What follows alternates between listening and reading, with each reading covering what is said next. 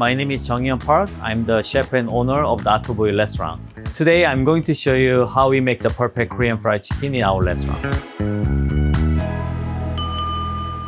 Fried chicken is my signature dish, people's favorite for sure. Perfect Korean fried chicken is crispy outside, very thin crust with moisture and a lot of flavor inside.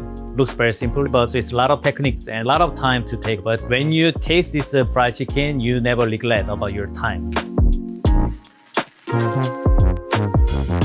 So first step of today is going to be rebrine the chicken. I recommend using the chicken thigh, the boneless and skinless meat. It has more flavor and different texture compared to chicken breast. So brining technique looks very simple. We only using few ingredients to make the brine. So we need the water. Salt is key element of the brine, and whisking well, and the yondu, so fermented vegetable flavor enhancer made with the fermented soybeans, similar with the soy sauce, but it has different complexity of the flavor. If you cannot find out yondu in your grocery store, fish sauce or the soy sauce as well. And also garlic powder and onion powder. Compared to just seasoning salt on the top of the chicken, brine solution is absorbing to the protein of the meat, evenly seasoning, making more moisture inside of the protein after cooking as well. Typically, we brine this one about 6 hours to 8 hours. This is actually very important step for frying chicken. After this brine, we're gonna marinate this chicken with a different flavor. One of the main part and then secret ingredient of our marinade is the fermented jalapeno. Jalapeno is very spicy and green and sharp. It brings a hint of the acid and sweetness and gives some extra layer of the fermentation as well. If you don't have food processor, you can just chop it really finely. And we also adding garlic. If you just only put some jalapeno, it's dominating the jalapeno flavor. Garlic is helping about round up different flavors. Some salt, a little bit of sugar.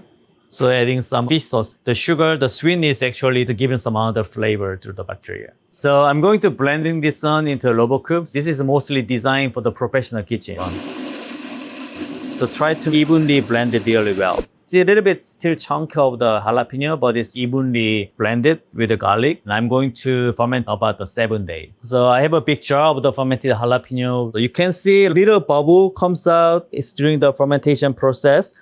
Yeah, smells like kimchi. Next step is going to be actual marinade. So using the fermented jalapeno and ginger and garlic and the pineapple. So everything going into the lobo cube. The pineapple is a key ingredient for this marinade. Pineapple has an enzyme to actually making tenderizing the meat. So even after double cooking, double fry, the meat themselves is still very tender and moisture. So chicken, we took it out from the brine and we are going to mix with this beautiful marinade. So marinade is going to be about 10% of the weight of the chicken. Mixing really well, evenly coating with this beautiful marinade. So brine is basic season and then this marinade is going to be another layer of flavor. So if you want beautiful, crispy, juicy and flavorful chicken, I think that these two steps is very important. You can sit this one about another 4 to 6 hours. Our batter is actually two-step process. We're making the dry batter and the wet batter for the frying. Korean frying mix, they contain the onion powder, garlic powder, a little bit of the baking powder as well. If you cannot find out this one, you can replace it with the AP flour. One of the surprising ingredients we are mixing with rice flour. Doesn't have any gluten, so it gives us some more like delicate crunchiness. So we mixing into the batter base. Tapioca starch also gives another texture to your batter as well. Kind of sharpened textures. And then jantanga. It's helping emulsify. So when you're coating your ingredient with this type of the batter, the jantangum is actually holding your batter with your ingredient. Can make it more crunchy and crispy, and but at the same time more sharp and clean. So we're making actually this dry batter, and also it's going to be the base for the wet batter as well. It needs to be like mixing really well. It's spreading really evenly on your batter base. So next step is we are going to be wet batters. So we're going to add some little bit more salt and also black pepper into it and whisking well. And we add water. So texture we are looking for is, you can see it's like still very fluid, but at the same time, it's almost like pancake kind of batter.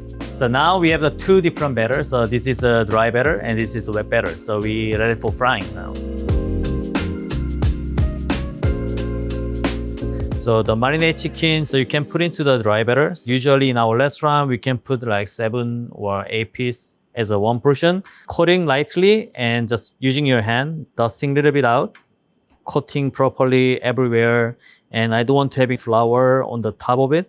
So just like very lightly coating with the dry batter. So you can see it's like already making crust outside. So we're using this kind of tool because it's more kind of sharpened on the corner. So easy to control your pressure of the chicken. So we're covering up with this wet batter like properly. So as you can see, it's like still dropping a little bit, but not too much because of the jantan. It's like kind of holding the batter really well. And carefully you can put into your frying oil. So if you drop it, it's going to be stuck on your like the nest. So I think better to be holding a little bit until like they're making crunch outside, and then just like let it go on the oil. So we're gonna frying this one about 2 minutes in as a first frying process. So we are cooking with the canola oil, it's very neutral flavor, and then we heat up until like 350. I think it's like perfect temperature. So it's actually create the outside the structure of the frying food. So it doesn't fully cook the chicken themselves, but this kind of gives some structure of the frying. So it has created like crunchy texture a little bit.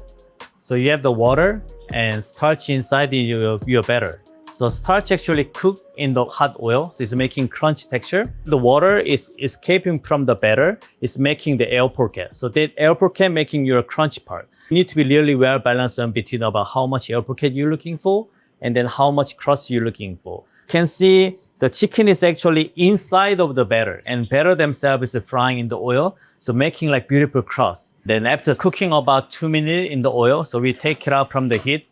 So we resting on the basket. I don't want to like really overcook the chicken. So I want to be like more juicy and tender inside. So we are deep frying one more time to make a crust really crunchy and having beautiful texture. But I want to keep inside, it's just done cooking properly.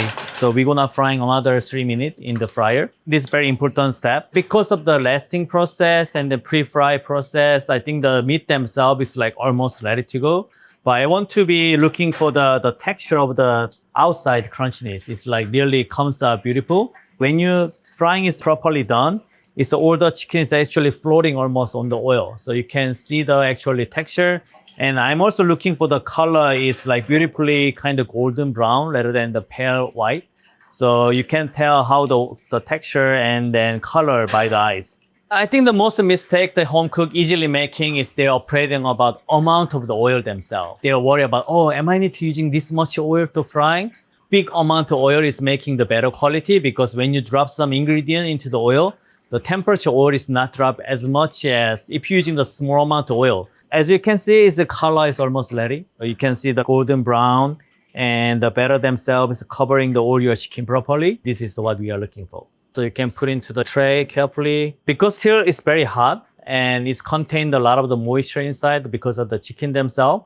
So if you put on the like flat tray, it might be the bottom part is going to be a little bit soggy. So I want to be air circulating, making the more crunchy part, even the base. As you can see, it has like beautiful outside the texture of the crust. It's actually, you can touch it. It's like very crunchy. You can see the air bubble inside, which is making the other layer of the crunchiness. So this is our beautiful Korean fried chicken. Made with the chicken thighs, boneless. You can just right away chew and crunchy texture outside and then moisture inside. Beautiful heat comes from the fermented jalapeno and natural sweetness from the pineapple and the beautiful texture. It's still like very like juicy and very like moisture inside, but you can feel the outside texture is like very crunchy, but not too brittle kind of crunchy. It's more kind of softened. The crust of the outside is still very crunchy, but the inside is like very juicy and moisture.